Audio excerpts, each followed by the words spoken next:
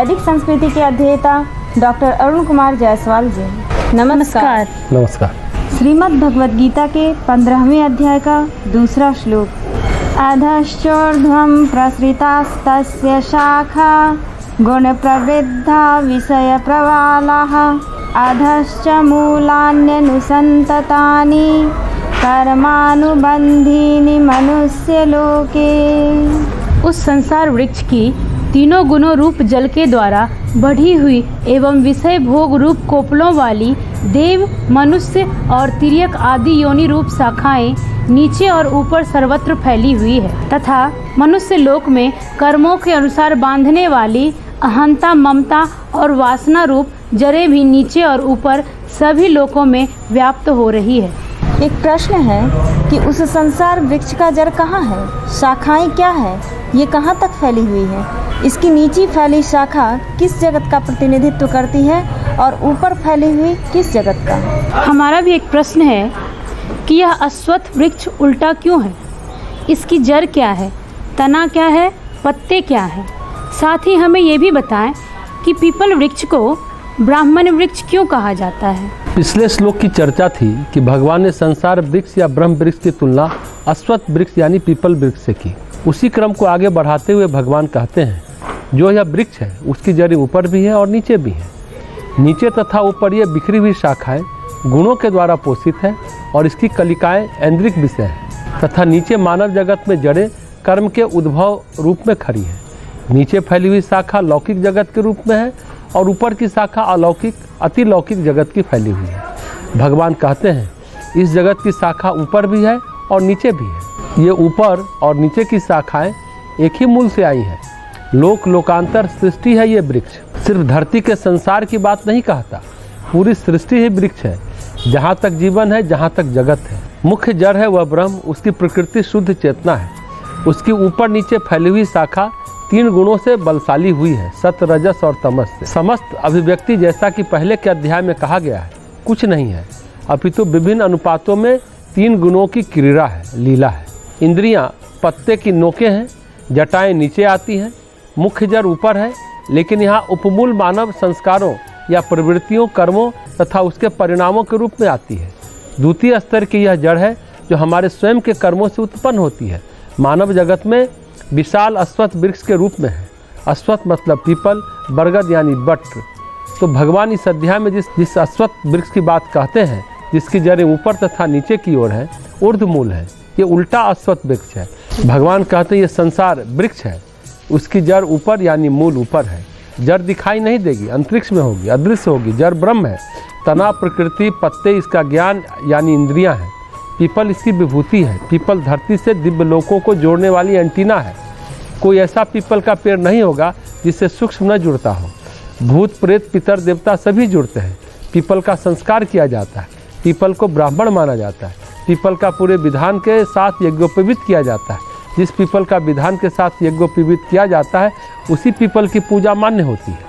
People जिसकी पूजा करनी हो, चबूतरा वगैरह बनवाना चाहे तो विधान पूर्वक उसका यज्ञोपवीत कराना चाहिए। एक बात और, पीपल है विष्णु का स्वरूप और बट है शिव का स्वरूप। ब्रह्मा तो पूजित ही नहीं है।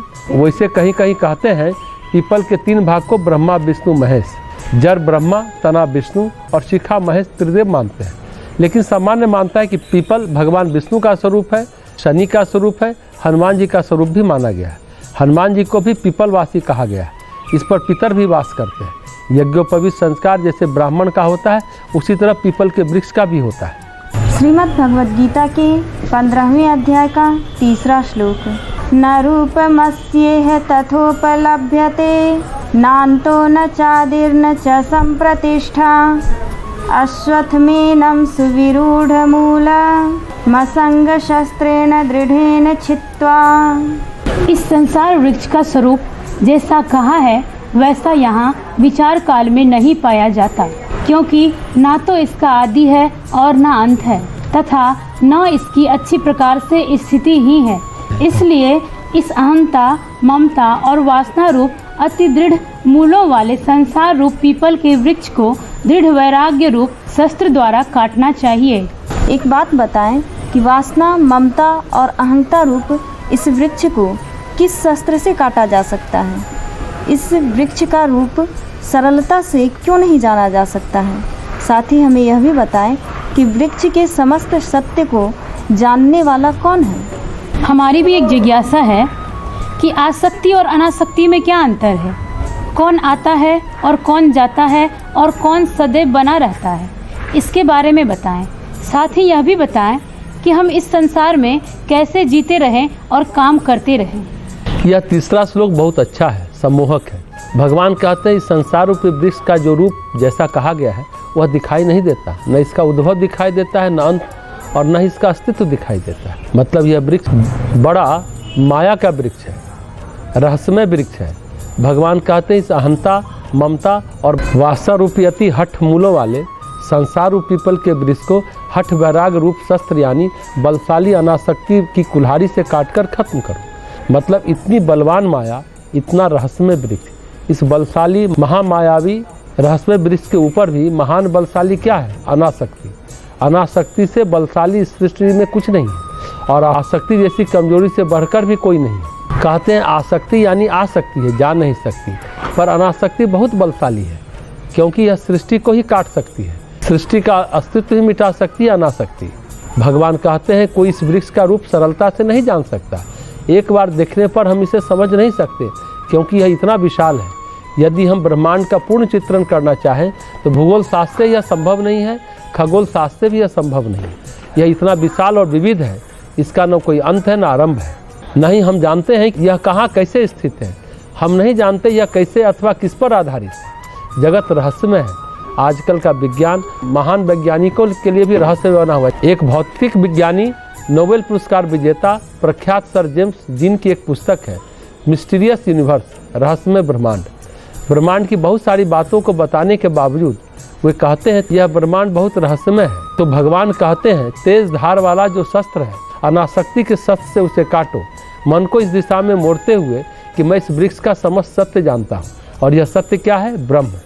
इस जगत में प्रत्येक वस्तु निरंतर परिवर्तित होती रहती है, मर रही है, पैदा हो रही है, जिसकी जैसी प्रकृति है। इस वृक्ष के परम सत्य को जानना चाहता हूँ, वह सत्य जो इस समस्त ब्रह्मांड को धारण किए हुए। तो इसको जानने के लिए इस विशाल वृक्ष से अनासक्त हो जाए। अनासक्त ही वो तलवार है। हम मूल चाहते हैं, न कि तना पत्तियाँ, क्योंकि वो अस्थायी है। पत्ते आते हैं और जाते हैं, शाखाएं आती और जाती हैं, वृक्ष आते हैं और जाते हैं, लेकिन वह एक बना हुआ है।